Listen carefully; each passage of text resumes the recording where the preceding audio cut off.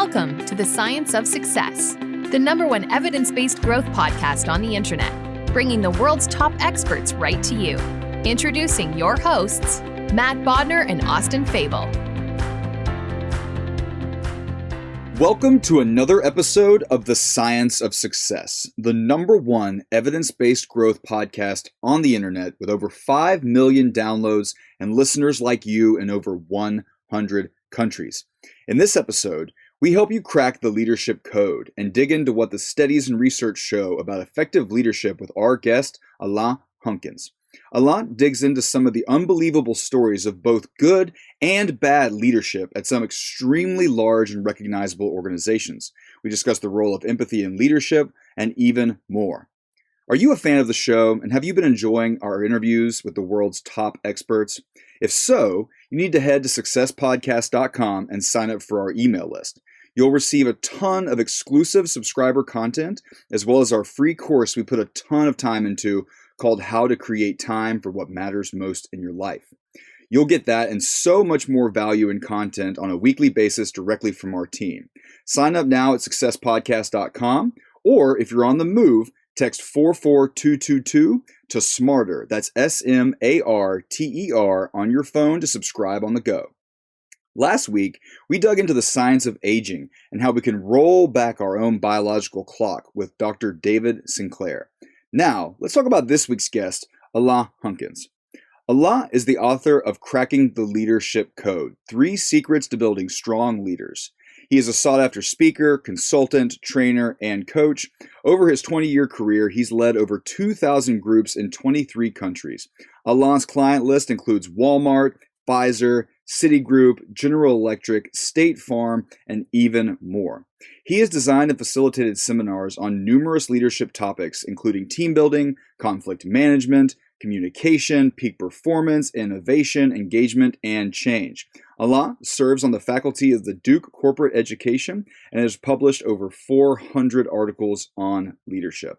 I had a great time speaking with Alain. We still keep in touch frequently via email, and I know you're going to get a ton of value out of this conversation no matter who you are. So without further delay, we give you Alain Hunkins. Alain, welcome to the Science of Success. Thanks so much, Austin. It's a delight to be with you here today. Well, we're really excited to have you on. I mean, it's rare we get to speak with somebody with such an extensive background as yours. I mean, over 400 articles written on leadership. You've worked with some of the country and the world's biggest companies, and I can't wait to dig into some of the leadership lessons you've learned there. But I'd like to start, for listeners who may not be as familiar, kind of give us your background. I'm very curious, what led you down this path to start studying something like leadership? Yeah, it's interesting. Certainly, it's not the kind of thing that when you're growing up and 6 and 7 years old, you think, I'm going to be a leadership student and expert at later in my life. Not something I thought. But if I had to see a common thread, I have always been fascinated by people. Why do we do what they do? What is the science behind what motivates people? Ever since I was a kid, I was always really interested in this. And when I got to college, I studied liberal arts. So I dabbled in a lot of everything. But certainly behavior and psychology was really important. Actually, was a minor in psychology for a while. And then I got really interested in theater. Actually, after I graduated undergrad, I went on to a graduate school acting conservatory, where for 3 years, I was under the microscope, literally just taking a look at how did I behave? How did I move? How did I speak? And really picking apart the specific behaviors that you put back together as a performer. And from there, I moved into working in schools using arts in education to teach leadership and conflict resolution skills to junior high school kids and high school kids in hard-hit neighborhoods in New York City. Then I transitioned from there, moved into doing leadership training in organizations and corporations, which is where I've spent the bulk of the last 23 years. And so what I found is that in working with thousands and thousands of groups of leaders, is that I started to recognize patterns of behavior, is that great leaders do certain things in common. And you know what? So do mediocre leaders. They also do things in common. So I try to figure out what were those patterns, and I started to see them and take notes. Those notes turned into blog posts, and the blog posts turned into chapters. And so I wrote this book, Cracking the Leadership Code, because I wanted to help people to accelerate their learning curve. And when I think of leadership, I don't think of a job title or a position. I think of leadership is any time that you're trying to influence somebody else to do something, that's leadership. And there are better ways to do it and there are worse ways to do it. And I want to help people to be able to do it better. Yeah, I love that definition of leadership. And I think it's interesting to hear you say that good leaders all share certain things in common. Mediocre leaders share certain things in common. And I think we found that to be true here as well. I mean, at the Science of Success, we've spent the past 5 years interviewing some of the world's top performers. And really, it's funny, but you wouldn't think so. But a best-selling author and psychology expert has a lot more in common with an FBI hostage negotiator who also has a lot more in common with an extreme sports psychology consultant. So there's these common threads that bring all these people together as high performers and obviously as leaders too. And I really can't wait to dig into some of these commonalities. But before we do, in your book and in your TED Talk both, you share this story about a company who's dealing with customers complaining about long wait times and some of the solutions they went through. Do you mind sharing that story? I found it to be so engaging and comical, but a really kind of great point to kind of set the stage. Oh, yeah. So this goes back to in 2007. Yeah, the leaders of a very large and well-known organization found they had this big problem on their hands, which was basically that their customer expectations were way higher than their customer service. The customers were basically complaining. And the big thing that the customers were complaining about was wait times in all of their retail locations. They had retail locations all over the place and people were waiting too long. And so being that they're good leaders, what did they do? They put together an 87-page strategic planning report about how they were going to solve this. And after all this work, what did they come up with? They actually decided to address the issue that people felt they were waiting online too long. They took the clocks out of all of the lobbies of their organization. And that's a true story. And that was the U.S. Postal Service. Yeah, basically, everyone was at the post office going, this is taking too long. So they took the clocks out of the lobbies, which is crazy, right? I mean, if you step back, you think that is just insane. And yet that was done. And they gave this wonderful spin. They said we were creating uniformity. But the fact is, at the end of the day, you can't blame the strategy. You can't blame the execution. There were people, there were leaders who made those decisions. And I think for anyone who's worked in a large organization, you can hear that story and laugh, but you also kind of scratch your head because you think, you know what? That kind of sounds familiar, like something that I've experienced, because leaders do some stupid stuff sometimes. And that is just a classic example of it. It's really such a comical example too, but it's just interesting. I mean, you point out, leaders made that decision, but it just kind of really illustrates the disconnect between not only a customer's problem and a solution, but also leadership's understanding of what the problem is and how to ultimately attack it. Yeah, I mean, this is the issue, is that recognizing that the decisions that leaders make in an organization, there's multi-layers, particularly in large ones like a postal service, is that you have to understand that there's this larger system. And when I talk with leaders, I oftentimes use, and this will be a little harder without the visual, but if you can imagine a pendulum, like you're holding a string with a rock tied on the bottom, right? So leaders are at the top where your fingers are holding the string. So all you have to do is move a little bit back and forth, but then that rock on the bottom of the pendulum starts swinging wildly. And what leaders need to recognize is the little decisions when we're misaligned cause huge ripple effects that the people at the bottom or the front lines are the ones that are trying to clean up the mess and deal with. So I think that's just a good example with the Postal Service of how these little stupid decisions up here become monumental at the front lines. Yeah, and that's a great analogy too. So let's dig in. I'm really, really excited. I've got a copy of the book right here, Cracking the Leadership Code. I recommend everybody go out and get a copy. It's a very easy read. The end of the chapter summaries really make it something that you can kind of apply and really, really structures well into your head. But before we really get into the new leaders, this was 2 years ago of your TED Talk, but one of the statistics you shared was less than 25% of people think that their leaders are good leaders. And in your book, you mentioned the new style of leadership, which I really can't wait to get into. But, leading with purpose, connecting with empathy, all of those things. And I totally agree. But before we go into this new style of leadership, you also mentioned this old school leadership and it stopped working. First off, what is old school leadership and why do you think we've moved away from old school leadership and why is it less effective today? Yeah, so old school leadership really dates back to the dawn of the industrial age. That's where it started. And in fact, it's old school back then, but leaders have continued to use what I'll call an inherited leadership legacy. A lot of people are still using a lot of these techniques. But if you think about the first organizations in the business world were factories. And basically, you suddenly had thousands of employees and someone had to figure out, how are we going to organize them? How are we going to manage them? How are we going to lead them? And the people they went to were actually mechanical engineers. And they saw leadership as a mechanistic problem to be solved. And so in their world at the time, you got to remember 95% of the workforce was doing repetitive manual labor on the assembly line. And so the goal for leadership was to get the employees to basically crank out as many widgets on the widget factory line as possible, where they really didn't want people thinking. They saw management was the brains and leadership was the brawn. In fact, there's a great quote from Henry Ford, who founded the Ford Motor Company. He said, "Why is it every time I want a pair of hands, they come with a brain attached?" So there was this sense of old school leadership was about command and control, where the world was pretty constant. So we'll go back to Ford. Ford produced the Model T as their main car for 27 years. Production never changed. It was the same car. Right? We don't live in that world anymore. And we don't have people who are just a pair of hands. We live in this knowledge worker economy where we need people to be thinking creatively and problem solving on their own, where it isn't just this repetitive old school, do what I tell you because I'm your boss, that's why. I mean, that didn't work so well back then, and it certainly doesn't work now. So what leaders have to recognize is, how much of that old school leadership have they brought forward? Do you default to this because I'm your boss, that's why attitude at times?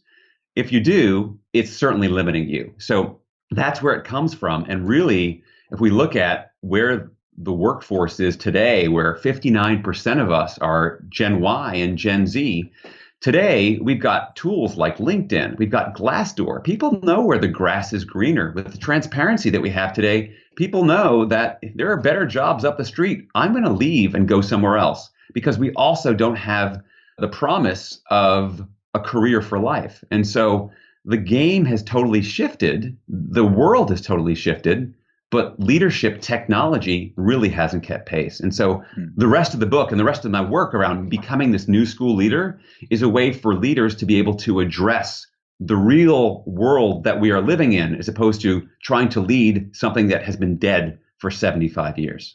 Yeah, it's such many, many great points there. When I think of old school leadership, I think of like the foreman and the factory. And, well, if you don't do the job, I'll find somebody else who can. There's like very little thought there, as you pointed out. And I think, as we shift to this new work environment, we do need people that are going to be thinking through things, problem solving, but we need to find the right people and make sure as a leader that we can develop people and guide them to become these types of people that can work on their own, can strategically think, and can problem solve on their own. And I think it really all starts in kind of setting that value on that kind of thinking at the top and letting your employees know that their thoughts are valued, but also making sure productivity remains constant. Oh, completely. And you really touch on a great point here, Austin, which is you want to care for people and get their input and value them. And at the same time, you want to make sure that productivity remains constant. So if we kind of boil those into two categories, we'll call it people and we'll call it profit, because they both start with P and it's fun. So you've got these two categories and they're both important. And what I have found in my research is, while they're both important, to be effective and sustainable and successful long term, it's a question of prioritizing. Is that if you really want to succeed long term, you need to put the people side before the profit. Because if you try to profit and then hope that the people will catch up, you're going to lose. Because let's face it, doesn't matter what industry you're in. You can be in technology, manufacturing, pharmaceuticals, high tech. You're in the people business. First and foremost, we are leading people. And so having at least the basic psychological understanding of what motivates people, what drives them, what connects them, what helps them to understand, is basically the fundamental requisite to becoming a good leader, because you're dealing with people. And that's what I was trying to explore and to break down into some specific tools that people could use. So they go, oh, I never thought of that. But now that you say it, that makes complete sense.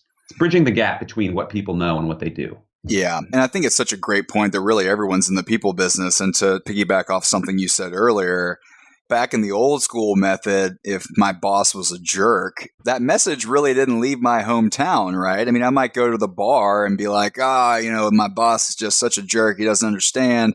But now I can post that online on, like what you mentioned, LinkedIn, Glassdoor, and all of a sudden the word really gets out there. So if you don't focus on your people, they have a lot larger of a megaphone now than they did. It's not just gossip at the watering hole. It's something that anybody can search and find. Oh, completely. I mean, I share the example in the book about Susan Fowler, who was an engineer at Uber. And she decided she had her own personal blog post, and she posted this article about her long, very strange year at Uber, where she talked about all the crazy sexual harassment that she had been putting up with. Well, that blog post went viral, and that was the catalyst that forced the top 20, 25 executives at Uber to have to step down, including the CEO.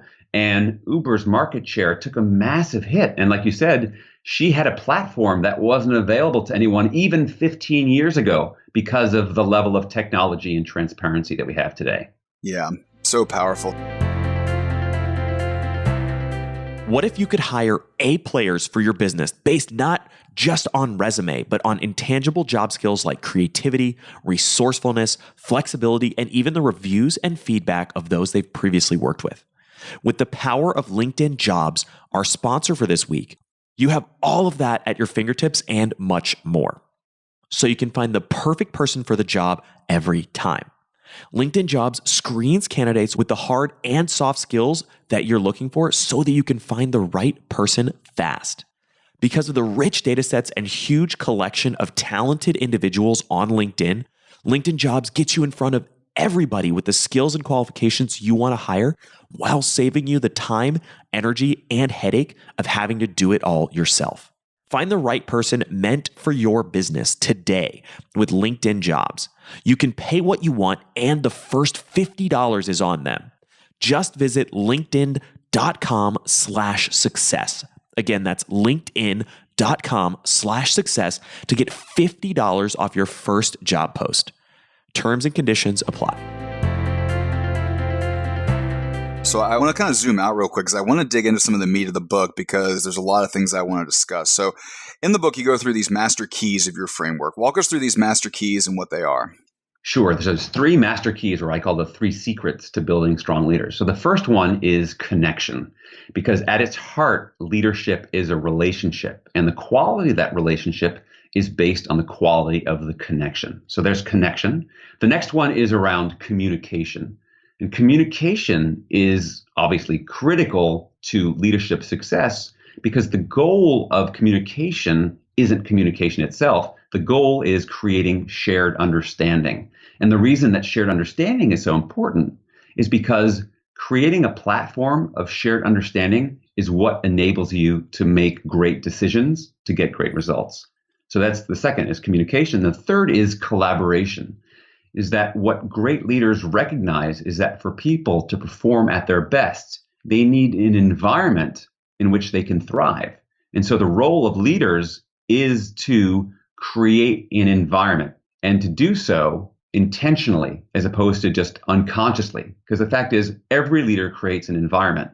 Some do it by default and others do it by design. And so connection, communication, and collaboration become the master keys of strong leaders. It's such a nice way of breaking it down. And I've always been really intrigued by the role of empathy when it comes to leaders, because as we touched on, on one hand, you have to hold people accountable. You have to look at the bottom line, but you also need to connect and kind of be understanding. And I think a lot of folks really struggle to find that balance, right? Because on one hand, you want to be able to speak to your employees. You want to be able to connect with them on a personal level. But on the other hand, you're not a therapist, right? So what does effective empathy look like as a leader?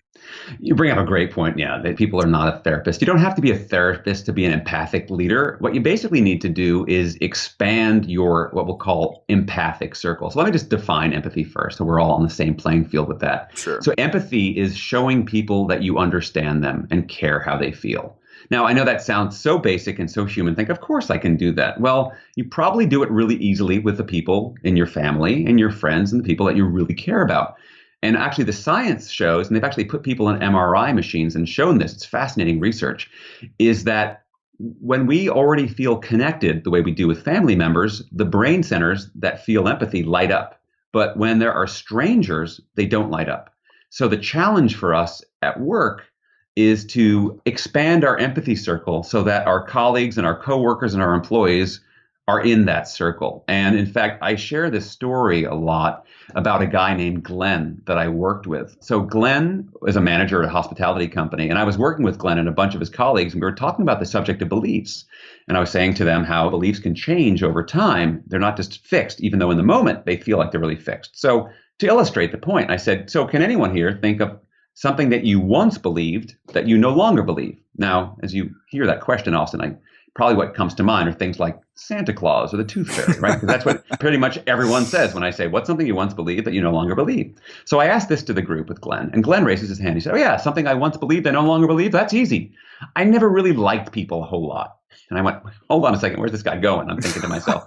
And he went on, he said, yeah, at work, I was a real SOB. I thought my job was to tell people what to do, and their job was to shut up and do it. Now, at this point, I'm thinking my entire day is going off the rails, right? But then suddenly Glenn shifts. He says, but all that changed 2 years ago, because 2 years ago, my wife was diagnosed with stage 4 breast cancer, and people out of the woodwork just started showing up, making meals for my family, doing pickups and drop-offs for my kids, and it completely restored my faith in humanity. And what I realized is the people on my team is that they had families and issues too. And so instead of talking at them, I started talking with them. And I'd like to think I'm not the same SOB I used to be. So what I found from Glenn's story is Glenn had this wake-up call. First, he was on the receiving end of other people's empathy. And then once he was in their circle, by being thought of, he was able to turn around and give it. And so I think for a lot of us, particularly at work, like we hear that that's important. But the fact is, to be empathic takes time and some patience and some willingness to let go of your own agenda. And I think so many of us are these type A achieving, we're driving, trying to get things done. We don't have enough time. There's too much to do.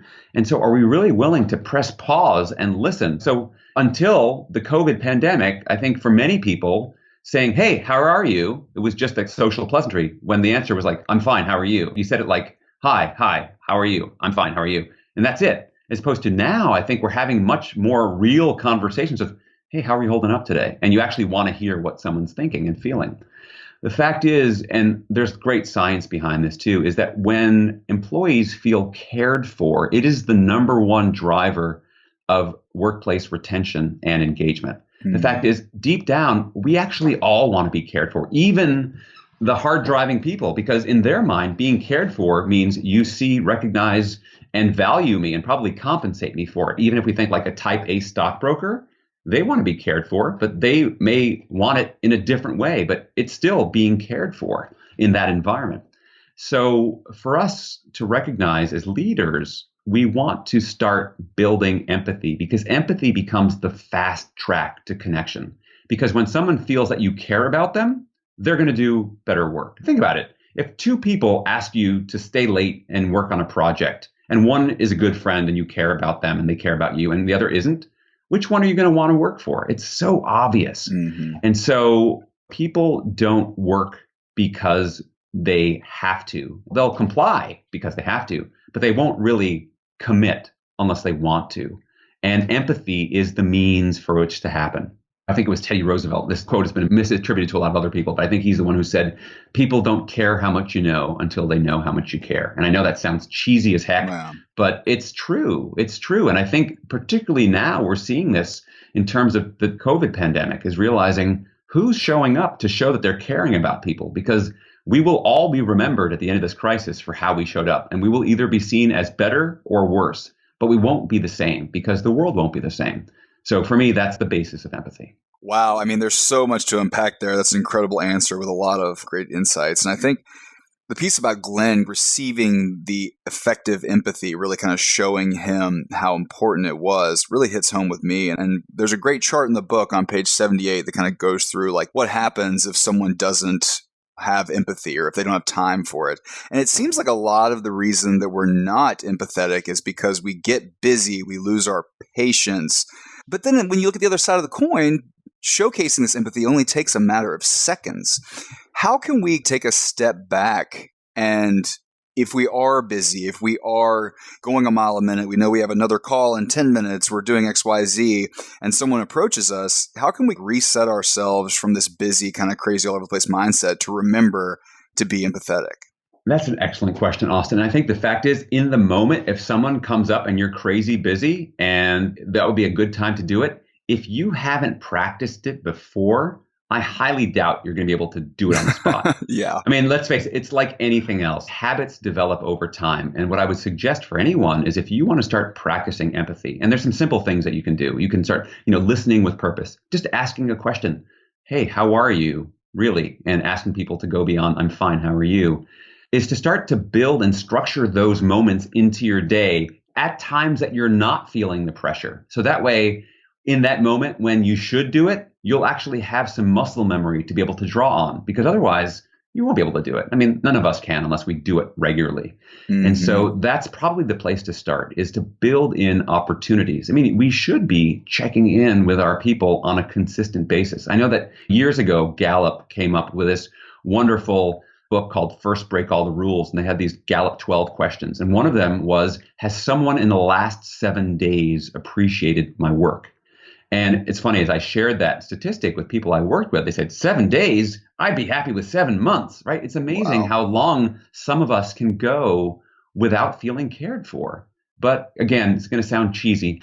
I'm going to use another analogy here, which is, in some ways, we're not that different from plants and flowers, right? They need to be watered and nurtured. And if we don't water and nurture those relationships, they're going to wither and they're going to die. And in the case of work, what that's going to mean is that people are going to start checking out other job opportunities, because look, if you're not giving me a compelling reason to stay, if I'm not feeling engaged, if someone down the block will offer me similar disengaged work, but will give me 15% more money, I'm out of here, right? You've got to give me a compelling reason to stay. Yeah. And I think it's worth noting again, the effect it can have on morale and productivity, just to thank somebody for their work, even out of the blue, is just tremendous. And as we've mentioned a couple of times, even among this COVID-19 pandemic we're facing right now, all the conference calls I've had, typically we just jump right in. It's like, all right, everybody's here, let's start.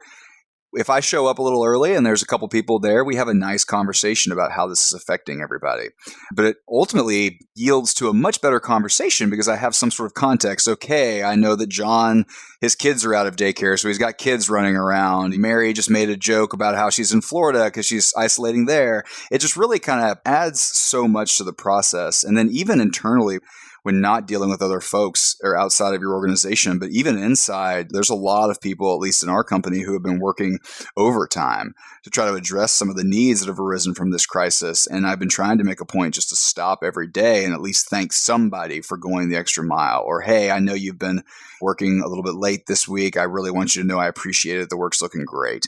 And it just not only creates this boost in productivity, but they become friends, right? Now we have like hour-long phone calls, go for a walk and chit-chat with people that previously I had a work relationship with, but it's blossomed, to use the plant analogy, into something much deeper, which ultimately makes our working relationship much more effective as well. Completely. As you share that, it reminds me of this guy, and I actually share the story in the book too, this guy, Matt, who's a district manager actually for a fast food franchise, one of the largest food franchises in the world. And he's actually ranked, there's 100 district managers in the company, and Matt is now number one on their list. He has been for a couple of years. When I met Matt, he was number one. And I said, Matt, have you always been the number one district manager? And he said, no, actually, when I started years ago, I was like number 84. I said, so what changed? And so very much to your point, Austin, is what he realized is when he started, he used to think of work that his job was to be the fixer, right? He would see what was wrong. He had to solve problems and go in and tell people what to do. And he actually saw, his words, he said, I saw people like worker bees. Actually, in some cases, I'd come into the restaurants and I didn't even know some people's names. They'd come, they'd go. I didn't even know who they were. But when I realized my job, and people don't want a fixer, is what they want is they want a leader. So he'd start coming in and started shifting. He started saying, so, hey, how was your weekend? Like what you're saying, building some personal relationships. And instead of coming in with a list of things that were wrong and telling him what to do, he'd say, so this is what I have on my list. What do you think's going on? And having them generate their own solutions. And what he found was, as he started doing all that, his performance numbers started going up because people took more ownership of what was going on. And the way he described it to me, the kicker of the story is, he said, so I'm number one now. He said, my work is so much easier than it was when I was 78. And I'm having so much more fun because I'm building these great relationships. And a lot of my former store managers are now my colleagues and have been promoted to district manager. And so for me, it's the sense that we think, oh, I don't have time. I've got a job to do, right? Like, no, actually, your job is to build relationship. And maybe if you saw it as an investment of work, you might think of it differently. It's this giant reframe, if that makes sense. Yeah, it's great. And one thing that I just noted in my head when you said that, as all the people he works with get promoted, it's like a rising tide raises all ships, right? Like as the people that he's been empathetic with and have helped have increased their careers, it's going to ultimately increase his clout in the organization in general. And I think it's a really great example because he didn't start being empathetic, right? He started, it was either 84, 87 of the leaders, and now he's number one. And I think that, going back to Glenn even, was a belief of mine that changed over time. I mean, for the longest time, I felt like we all kind of had fixed skill sets. Like, I'm not very good at X. I'm pretty good at Y. You know, there's no way I'll ever be good at X, and I don't really have to work hard to be good at Y. But that changes, right? I mean, everything like empathy, these are things like muscles. I mean, we can strengthen them over time, and we can start working on something we're not good at and ultimately be great at it and reap the benefits that we maybe used to look at someone who it was so easy with. And we're like, oh, I wish I had that. Well, you can have that as long as you're willing to put in the time and maybe be a little bit uncomfortable to increase that skill set. Now, you know, I'm not going to be like playing in the NBA anytime soon. I mean, some things are a little fixed, but when it comes to these soft skills and nuanced approaches to things, we can get better over time. I want to kind of transition. I think we've spent a lot of time on empathy, but communication. And you spend a lot of time too, and I kind of want to tie these a little bit together, but one thing I really enjoyed about the book is you give a lot of attention to like little things that really kind of add up over time. One thing that I loved was being on time to meetings and calls. Why is it so important that we give the attention to these small things? And what does it say when we don't to the people that we work with? Yeah, it's so important to give attention to these small things because as leaders, we have to recognize that we are under a microscope, that everything that we do and say gets watched. Everything that we don't do and say gets watched. And people are putting their little rating scorecard together. And so, for example, showing up on time, it's the simplest thing to measure or not. You're either here or you're not. And so for me, recognizing what is my leadership behavior communicating to other people? Because example is the main thing in influencing other people, right? It isn't what we say, it's what we do. And so something as simple as showing up on time sends a very clear message. Just how you greet people. I'll just share another story around just the power of recognizing that you're always being watched.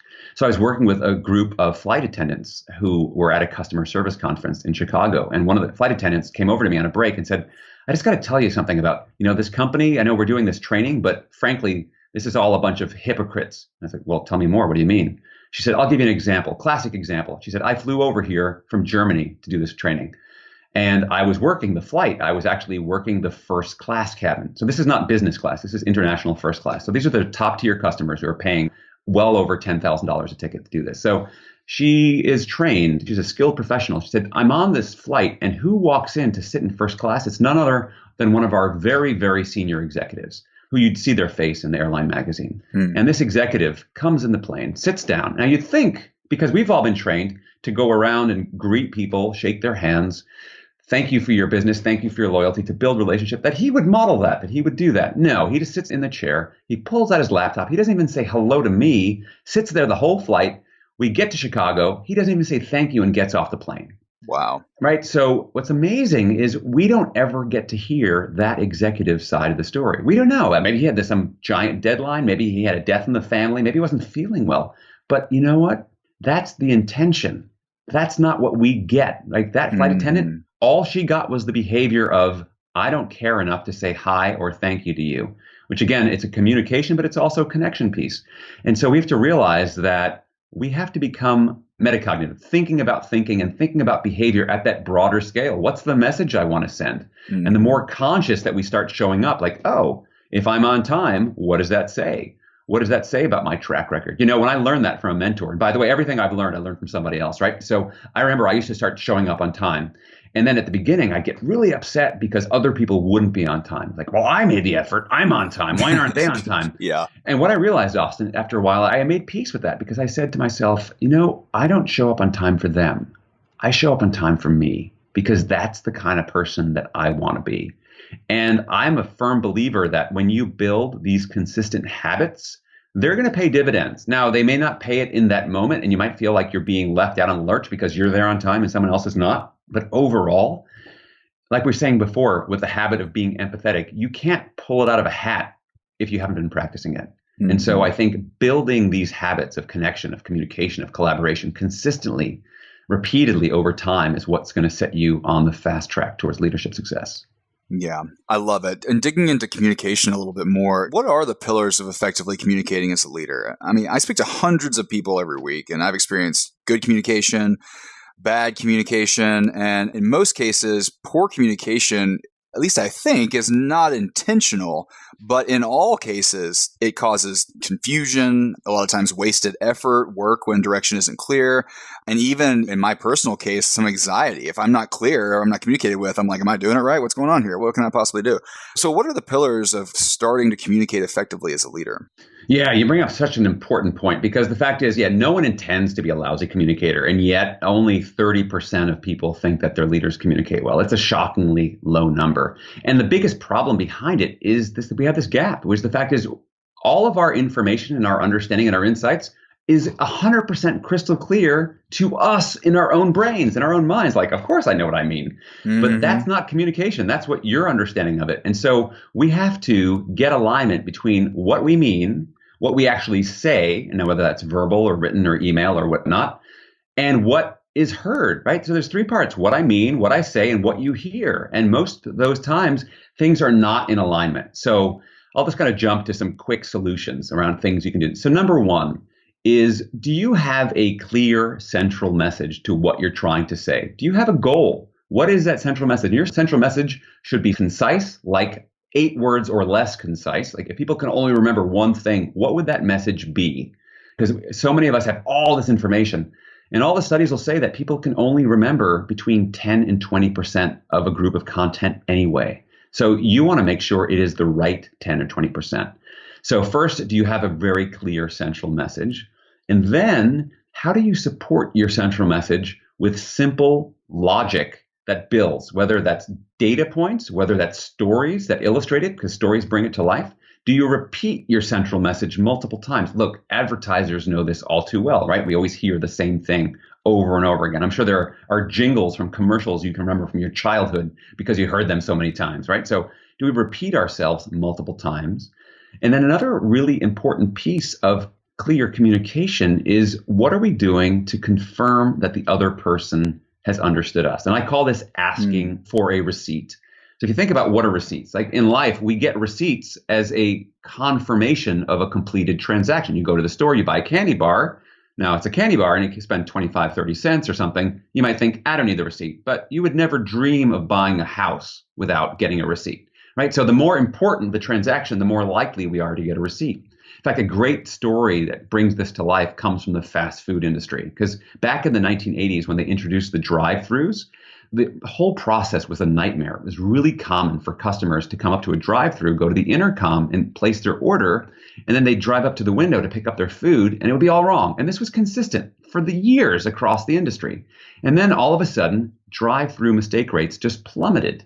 And it wasn't some new technology. It was super simple. What happened was the employees started asking for a receipt. So if you said, I'd like to order 2 hamburgers, a cheeseburger, 3 fries, and 3 Cokes, what they would do is say, okay, they'd repeat it back, right? 2 burgers, a cheeseburger, 3 fries, and 3 Cokes. Mm-hmm. And you can either say yes or not, right? It's just confirming what you just heard. Now, again, it sounds so simple, but that one little change makes such a difference. And I think so many of us have the experience of being in meetings, business meetings or whatever. And then as the meeting is ending, like, okay, we're out of time. Everyone knows what they're doing, right? And of course, everyone says yes, because we're all professional adults. We would never stop and say no, because that's way too embarrassing.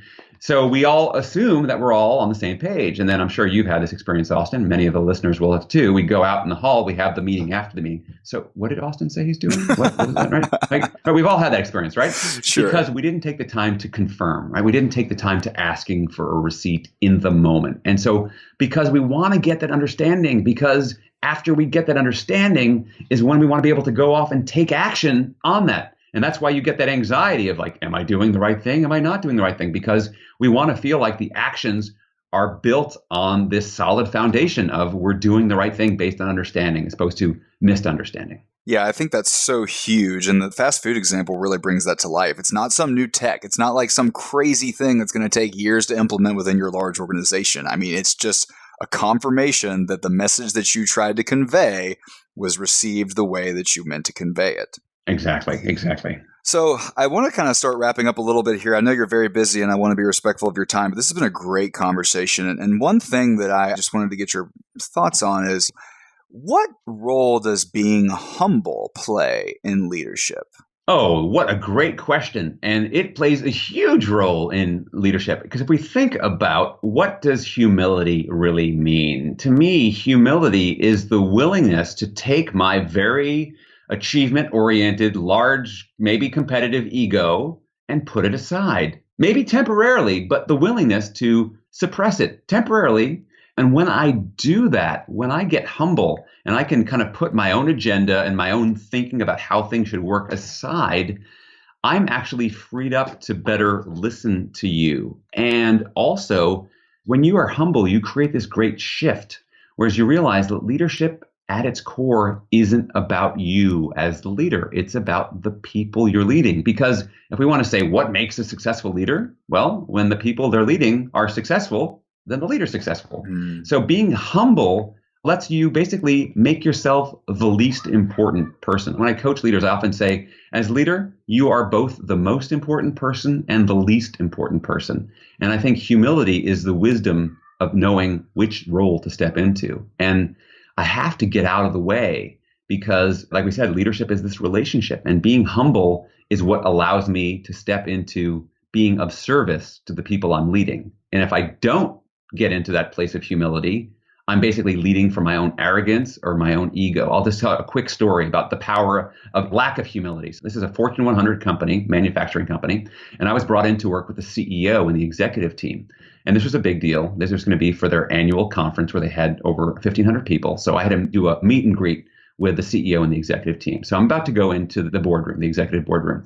But one of the senior vice presidents pulls me to a side and he says, Alain, I got to tell you something before we go in there. So these guys, and they were, by the way, all men, he said, these guys, they run this company and they know they run this company. So when you go in there, one word you never use is no.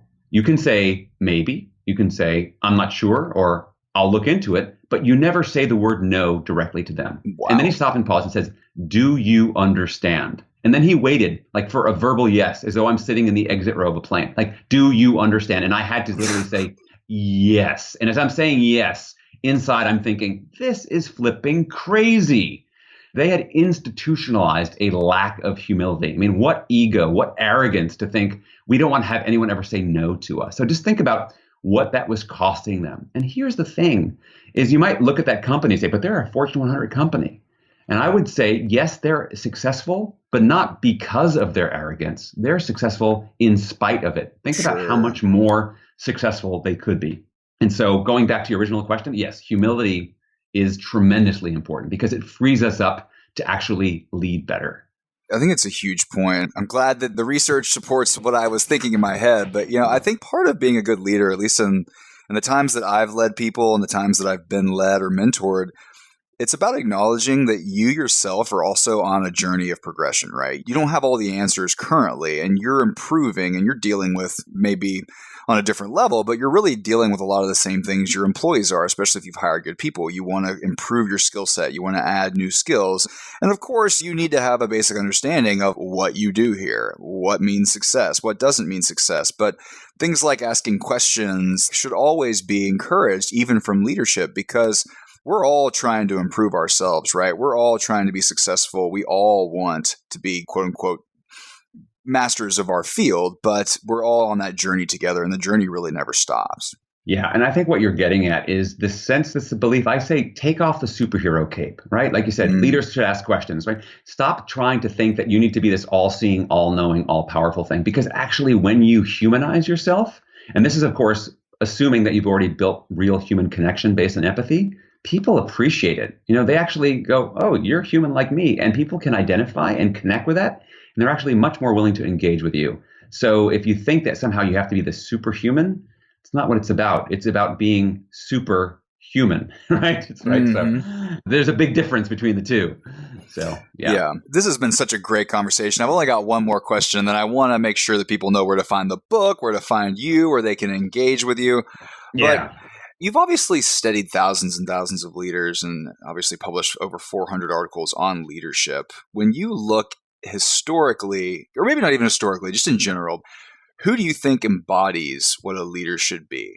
Well, frankly, I'll just give you a present example of where we are and where we're going for the world we're in. I think that the head of New Zealand, Jacinda Ardern, is just doing a marvelous job of showing how you can be humanistic, empathic, and also delivering great results, really clear boundaries. I think of how she's dealt with the COVID pandemic. I mean, they basically eradicated the virus in New Zealand. And a lot of that has to do with the kind of leadership that she's showing. So you can have both. You can be kind of soft and caring, and you can also deliver great results. So I think that's a great example of someone who's doing it right now. That's great. We'll definitely link to all of that in the show notes. So, Alain, thank you so much for the time. This has been an incredible conversation. You asked me before the call what a home run interview looks like. This is what a home run interview looks like. It was incredible speaking with you, but I want to make sure that the listeners and the audience can find you. Where can they buy the book? Where can they engage with you on social media and learn more? Yeah, so the easiest place to find me, because my name has got that funny spelling, Alain. So easiest way is to go right to the book page, which is www.crackingtheleadershipcode.com. That will take you right to the books page where you can download the first chapter to get a preview of it. And that links right to my AlainHunkins.com website. So you'll be right there. You can learn about all the other work that I do in helping people become stronger leaders. And there are also buttons there. You can connect with me on LinkedIn. That's where I do all of my social media work, is on LinkedIn. So that's probably the easiest place to find me. And Austin, thank you so much. It's been a super home run, fun time talking with you today. So thank you so much. I appreciate it. You made it easy on me. Listeners, please go check out the book. Again, it's Cracking the Leadership Code by Alain Hunkins. Check it out. Thank you so much for listening to The Science of Success. We created this show to help you, our listeners, master evidence-based growth. I love hearing from listeners. If you want to reach out, share your story, or just say hi, shoot me an email. My email is matt@successpodcast.com. That's matt@successpodcast.com. I'd love to hear from you, and I read and respond to every single listener email. I'm going to give you 3 reasons why you should sign up for our email list today by going to successpodcast.com, signing up right on the homepage. There's some incredible stuff that's only available to those on the email list, so be sure to sign up, including an exclusive curated weekly email from us called Mindset Monday, which is short, simple, filled with articles, stories, things that we found interesting and fascinating in the world of evidence-based growth in the last week. Next, you're getting an exclusive chance to shape the show, including voting on guests, submitting your own personal questions that we'll ask guests on air, and much more. Lastly, you're going to get a free guide we created based on listener demand, our most popular guide, which is called How to Organize and Remember Everything. You can get it completely for free, along with another surprise bonus guide by signing up and joining the email list today. Again, you can do that at successpodcast.com, sign up right at the homepage, or if you're on the go, just text the word SMARTER, SMARTER, to the number 44222. Remember, the greatest compliment you can give us is a referral to a friend, either live or online. If you enjoyed this episode, please leave us an awesome review and subscribe on iTunes, because that helps boost the algorithm, that helps us move up the iTunes rankings, and helps more people discover the science of success. Don't forget, if you want to get all the incredible information we talk about in the show, links, transcripts, everything we discuss, and much more, be sure to check out our show notes. You can get those at successpodcast.com. Just hit the show notes button right at the top. Thanks again, and we'll see you on the next episode of The Science of Success.